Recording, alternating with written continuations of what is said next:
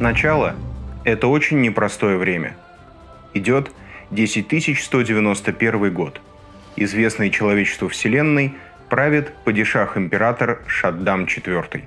Самое ценное вещество во Вселенной – спайс-меланж. Спайс продлевает жизнь. Спайс расширяет сознание. Спайс жизненно необходим для космических путешествий. Космическая гильдия и ее навигаторы, которые мутировали под действием спайса на протяжении более 4000 лет, используют его, чтобы искривлять пространство и путешествовать по Вселенной. Спайс добывается на единственной планете во всей Вселенной. Это заброшенная, высохшая планета с обширными пустынями. Планета называется Арракис. Она также известна как Дюна.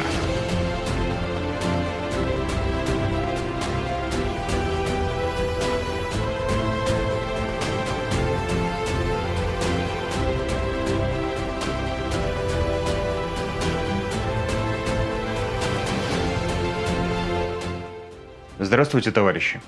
По вступлению и названию видео, я думаю, что вы уже догадались, что в этом ролике в очередной раз речь пойдет о фантастике. Мы с вами посмотрим на создание и окраску модели Харвестера или Комбайна из фильма «Дюна» режиссера Дэвида Линча, а также компьютерной игры «Дюна 2000». Что интересно и важно, модель была полностью напечатана на 3D-принтере. Так что, помимо всего прочего, это будет первый ролик на моем канале, в котором мы разберем сборку и окраску полностью напечатанной модели без каких-либо дополнений из пластика или металла. Ну и, конечно, для создания законченного внешнего вида Харвестера мы рассмотрим создание подставки для него. Модель Харвестера была создана автором Нико Мебиус. В описании ролика вы можете найти ссылки на его страничку и задать ему вопросы относительно этой модели. Важно, что модель была спроектирована таким образом, чтобы ее можно было напечатать даже на небольшом компактном принтере, что я и сделал. В принципе, модель можно было напечатать и в оригинальном размере, который задумывал автор, но я печатал ее в масштабе примерно 70% относительно исходного размера модели. Дело в том, что я хотел уместить несколько деталей на одной площадке и несколько уменьшить размер полученной модели. Если бы я этого не сделал, модель была бы очень большой, и мне элементарно негде было бы ее хранить. После печати с деталей необходимо будет удалить поддержки. Особенностью модели из фотополимерной смолы является то, что после того, как они напечатаны, необходимо их досветить при помощи ультрафиолета, для того, чтобы закрепить их поверхность и придать жесткость деталям. Я рекомендую удалять поддержки до этого шага. В этом случае они мягкие, и их будет легко отрезать от модели. А в невидимых участках просто оторвать. Если вы будете печатать свои модели на фотополимерном принтере, всегда размещайте поддержки таким образом, чтобы они находились на внутренней невидимой части детали. Если это невозможно, то отрезайте поддержки всегда с небольшим отступом. После засвета модели ультрафиолетом будет проще и легче зачистить образовавшиеся пеньки, чем заделывать шпаклевкой дырки от оторванных поддержек. Для того, чтобы сгладить неровности, которые образуются при отсоединении поддержек, до засветки модели я пройдусь по ее поверхности мягким косметическим полировочным брусочком. Он не сильно царапает поверхность и позволяет довольно неплохо отполировать ее до засветки, для того, чтобы впоследствии было легче расправляться с оставшимися заусенцами. Обратите внимание, как много пыли образуется при шлифовке деталей. Защищать поверхности моделей, изготовленных из фотополимерной или эпоксидной смолы, нужно обязательно защищая органы дыхания – маской или респиратором. Также из-за большого количества пыли нужно постоянно проверять, как шлифуется поверхность. Для этого нужно очищать ее жесткой щеткой или кистью. После того, как все поддержки будут удалены и модели предварительно зашлифованы, их можно будет досветить. Для засветки я использую специальную камеру с ультрафиолетовыми лампами. Обращаю ваше внимание на то, что камера закрыта специальным колпаком. Он не пропускает ультрафиолет наружу. Это необходимо для того, чтобы защитить вас и окружающих от ультрафиолетового излучения. Внимание! Работать с ультрафиолетовым излучением нужно, соблюдая меры предосторожности. После засветки я рекомендую помыть детали модели обычной теплой водой, можно с мылом, и переходить к сборке. Фотополимерную смолу можно клеить при помощи цианокрилатного клея, но я рекомендую использовать эпоксидный клей. Он гораздо надежнее соединит детали, а также за счет того, что имеет некий объем, заполнит щели. Данная модель отлично спроектирована, за что огромное спасибо ее автору. Но при печати детали немного расширяются, где-то появляются какие-то лишние выступы, и поэтому модель, конечно, требует дополнительной доводки, шлифовки и, к сожалению, в некоторых местах шпаклевания. Но об этом мы поговорим позже, а пока давайте склеим детали модели.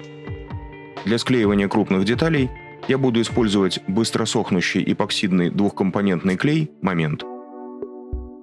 Работать с этим клеем очень просто, но делать это нужно быстро. Выдавливаем клей в любую поверхность. При необходимости можно использовать, например, обычную одноразовую пластиковую ложку.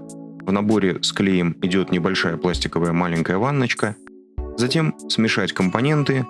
И после того, как вы их как следует размешаете, ими можно будет пользоваться в течение 3 минут. Склеиваются детали где-то минут за 20. Полная жесткость клеевого слоя достигается за 24 часа. Так как модель штучная и, конечно же, не проверялась многократными тестовыми сборками, в процессе соединения деталей неизбежно будут образовываться небольшие швы и щели. При использовании эпоксидного клея это не беда, поскольку он их заполнит, и дальше нужно будет лишь зачистить образовавшиеся стыки. Но тем не менее, для того, чтобы детали надежно соединились, их нужно будет прижать друг к другу, используя струбцины или другие зажимы. Еще раз отмечу, что несмотря на то, что эта модель создана энтузиастом, собирается она лучше некоторых современных пластиковых моделей, в сборке которых тоже иногда нужно потратить тонны шпаклевки и также использовать большое количество зажимов и струбцин. После того, как высохнут некоторые основные подсборки деталей, необходимо будет их примерить и заново зашкурить. Это необходимо, поскольку детали все равно будут иметь некоторый небольшой перекос. Для выполнения этого шага я рекомендую использовать жесткую пилочку или же напильник, для того, чтобы шов получился максимально ровным. Фиксировать большие и особенно плоские детали необходимо сразу в нескольких плоскостях, чтобы не было перекосов. При приклеивании деталей, имеющих сложную геометрию, мне пришлось повозиться, но и придумать, как лучше всего их прижать друг к другу надолго. Часть деталей пришлось собирать в несколько приемов, выжидая сутки, пока клей полностью схватится. Модель можно собрать так, чтобы некоторые детали в ней были подвижными. При желании можно сделать подвижными даже колеса и опорные катки, на которых харвестер сможет даже передвигаться. Катки и колеса харвестера я решил приклеить друг к другу, так как собираю стендовую модель и не собираюсь катать ее туда-сюда. А вот опору, на которой крепится управляющая рубка харвестера, решил сделать подвижной. Для этого нужно было склеить детали, образующие половинки корпуса харвестера, аккуратно, так чтобы клей не попал на опору, чтобы ее можно было свободно вращать. Как хорошо видно в видео, некоторые детали соединились все равно с небольшими швами, и их пришлось зашпаклевать. О том, как шпаклевать швы на моделях, мы уже говорили в некоторых других роликах на моем канале, в частности в видео о сборке самолета F-14 Super Tomcat. И вы можете посмотреть приемы, которые я использую при шпаклевании швов на модели, в этом и других роликах на моем канале. Крупные детали, которые образовывают элементы харвестера, я печатал пустотелами, для того, чтобы сэкономить на смоле. Это привело к тому, что детали обладали некоторой гибкостью, и их можно было гораздо лучше прижимать друг к другу в процессе сборки. Однако, для того, чтобы модель была максимально прочной, когда я склеивал детали, образующие низ и верх харвестера, я решил покрыть всю поверхность клеем. Для этого я использовал чуть более долго сохнущий эпоксидный клей, но зато получил немножко больше времени на работу, чтобы успеть нанести клей на всю поверхность. После того, как высохнет основной корпус харвестера, к нему можно будет приклеить все остальные элементы, как средние, так и более мелкие. Ну и, конечно же, опоры и колеса. Однако перед тем, как устанавливать все мелкие детали на модель, я решил предварительно загрунтовать основной корпус, для того, чтобы проверить, не остались ли модели мелкие царапины или щели, которые необходимо было бы зашпаклевать или зачистить. В этом видео всю окраску я буду производить, используя грунты и краску фирмы Pacific 88. Так как по фильму не очень понятно, какой именно цвет и как должен быть окрашен Harvester, понятно лишь то, что он песочного цвета, я решил окрасить свою модель в несколько оттенков желтого металла, используя цвета, такие как бронза, медь, ну а также комбинируя несколько прозрачных лаков. Моей целью было придать Харвестеру необычный футуристический внешний вид. Показать его не просто какой-то утилитарной машиной, а учитывая специфику вселенной, придуманной Фрэнком Гербертом, сделать его, чем-то вроде произведения искусства. Кроме того, в металлике модель выглядит более внушительно и кажется, особенно на фотографиях, больше, чем она есть в жизни. Учитывая все вышесказанное, вместо пришейдинга эту модель я полностью покрыл черным грунтом. Приклеивать мелкие детали лучше всего, используя цианокрилатный суперклей. Детали будет клеить быстрее и проще. Кроме того, клеить мелкие детали эпоксидным клеем не очень удобно. В работе я буду использовать новый супермомент Maxi Объем в баночке объемом 20 грамм. Такая упаковка суперклея гораздо удобнее, чем стандартные металлические тубусы. Во-первых, исключена вероятность протекания суперклея через трещины в упаковке. Во-вторых, больший по размеру пластиковый колпачок удобнее завинчивать. В-третьих, клей не засыхает и не протекает через носик. Как я уже сказал, модель спроектирована таким образом, что опорные катки можно сделать подвижными. Если у кого-то появится вопрос, откуда на этой модели появилась детализация нижней поверхности Харвестера, ведь в фильме ее не видно, ответ очень простой. Автор этой модели строил ее, опираясь на чертежи реальных моделей, которых было изготовлено несколько штук для съемок фильма. Колеса Харвестера собираются из 3 деталей. Это опора, которая крепит колесо к корпусу, неподвижная часть и вращающаяся часть. Так как я решил делать колеса неподвижными, то склеиваем все детали при помощи цианокрилатного клея. А далее можно будет приклеить собранные колеса непосредственно к корпусу. В этой модели, как и на студийной модели, многие мелкие детали сделаны подвижными. Именно так я их и собирал. Это сильно ускорило и упростило сборку, поскольку подвижную деталь проще выровнять, особенно при использовании цианокрилатного клея. Ведь если он уже высох, то склеенные им детали, по большому счету, уже не разъединить.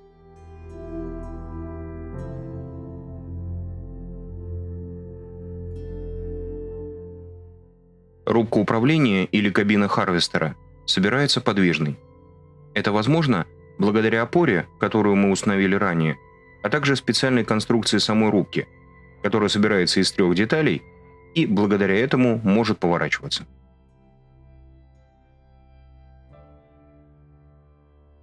Как только сборка Харвестера закончится, можно будет переходить к окраске. Напомню, что моя идея – покрасить модель металликами. Для того, чтобы придать глубину этой краске, вся модель покрывается черным грунтом. А затем поверх грунта наносится черная глянцевая краска.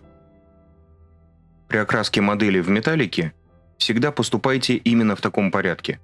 Сначала черная база, а затем черная глянцевая краска.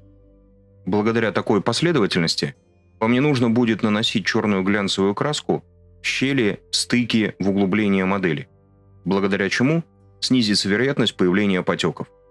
На этом шаге важно получить глянцевое покрытие на модели, поэтому старайтесь сделать так, чтобы краска ложилась так называемым мокрым слоем.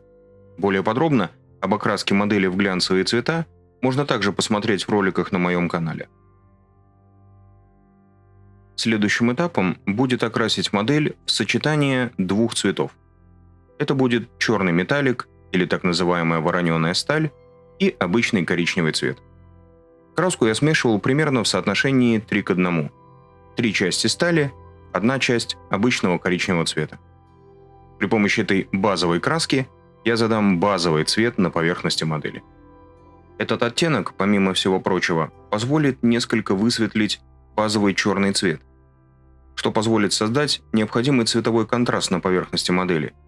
Темные участки в результате останутся темными, а светлые будут казаться светлее, что визуально увеличит объем модели. Обратите внимание, это важно, что этот оттенок тоже глянцевый. Глянцевая поверхность является очень важной для создания необходимого эффекта блеска и глубины у последующих металлических оттенков. Никогда не наносите металлики на обычный голый пластик или на матовую поверхность, и уж тем более на матовый грунт. В результате, каким бы металликом вы ни пользовались, поверхность всегда будет казаться матовой, и максимум, что можно будет получить, это имитацию поверхности в стиле полированного алюминия. А теперь мы переходим к работе с металликами. И первым оттенком будет бронза.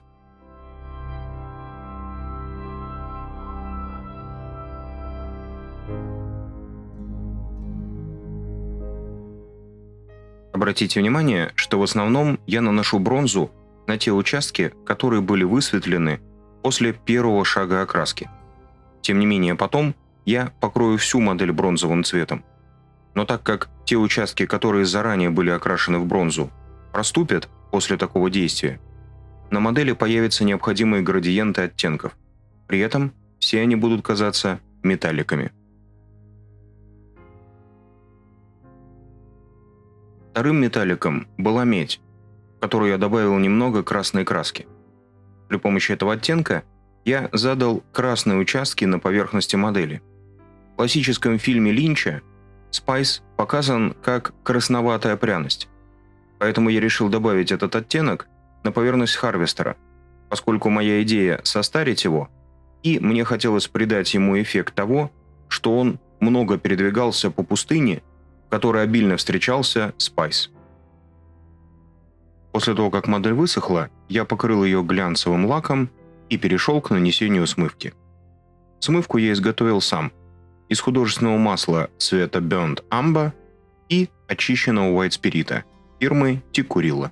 Этот оттенок очень хорошо вписывается в итоговую концепцию окраски модели, которая, по моей задумке, должна была выглядеть золотисто-красно-коричневой.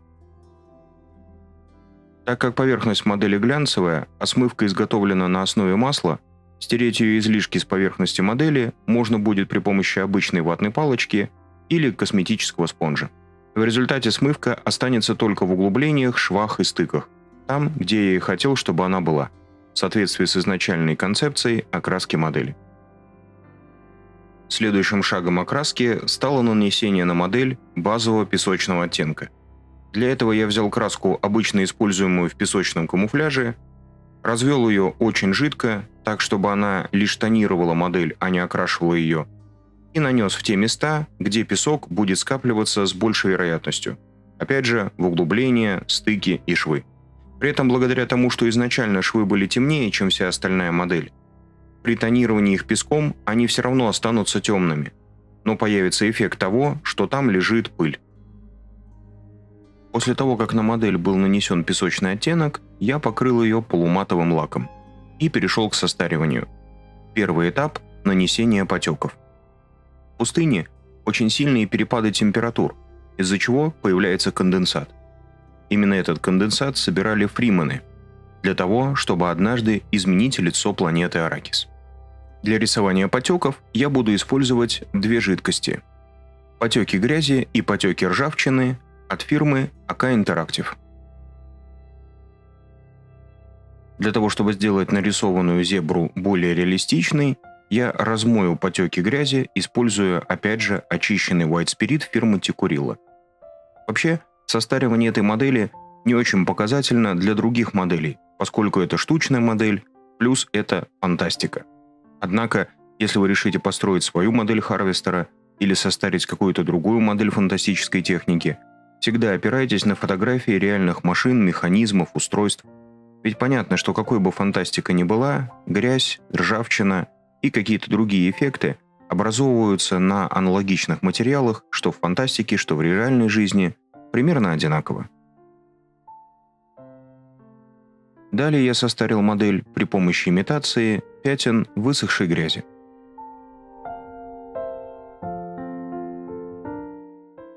И, завершая работу по окраске модели, я нанес на нее сухие пигменты. Старую и новую ржавчину, сочетание этих оттенков мне очень напомнило Спайс из фильма.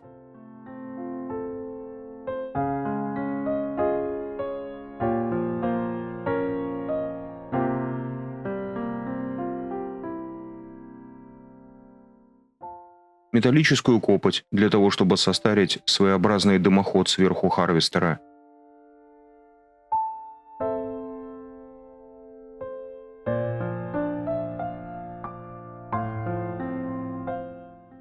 оттенок песка и некоторые другие пигменты. Как обычно, эти пигменты я никак не фиксировал, для того, чтобы они на поверхности модели имитировали сухую грязь.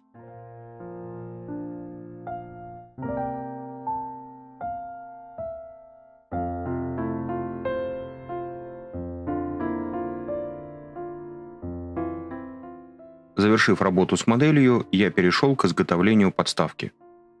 В качестве основы для подставки был выбран обычный художественный планшет, который можно купить в любом магазине для художников. На своей подставке я решил утопить харвестер в песок. Для того, чтобы песка при изготовлении подставки не ушло слишком много и она не получилась слишком тяжелая, для начала я приступил к изготовлению своеобразной емкости, в которую предстояло насыпать песок для того, чтобы разместить в нем харвестер. Контуры емкости я собрал из обрезков материала ПВХ, который легко клеится при помощи специального клея. В конечном итоге этот материал послужил основой и для всей остальной подставки. Мне хотелось, чтобы получившаяся подставка в результате имела рельеф, поэтому я решил сымитировать на ней дюну. Основой для дюны стала заготовка из пеноплекса. После того, как основа приклеилась к подставке, я придал ей необходимый внешний вид и затем окончательно сформировал форму дюны, используя обычный гипсовый бинт.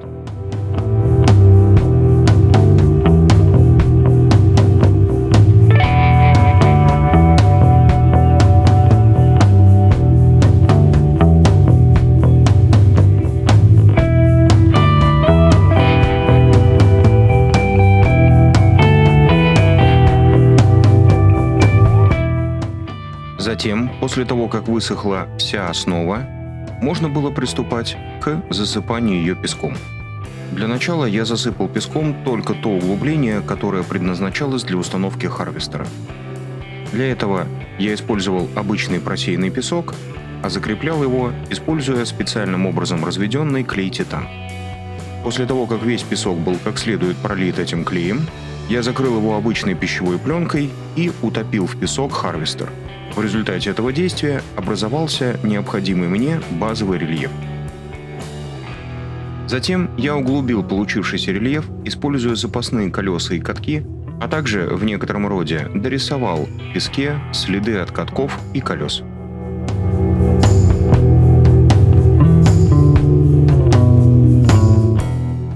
После этого действия можно будет засыпать всю остальную подставку песком. Насыпать песок стоит в несколько тонких слоев. Если насыпать сразу большой толстый слой песка, то клей будет очень долго сохнуть. На своей подставке я толстый слой насыпал только в одном месте, там, где будет стоять харвестер. Ну и, конечно, для того, чтобы не казалось, что харвестер просто упал на подставку сверху, нужно нарисовать следы от катков и колес. На этом подставка будет завершена. После того, как высохнет клей и песок, можно будет при желании добавить эффекты. Я добавил пятна, имитирующие спайс, а также дополнительно присыпал подставку и сам харвестер песком. Ну а теперь давайте поближе посмотрим на результат.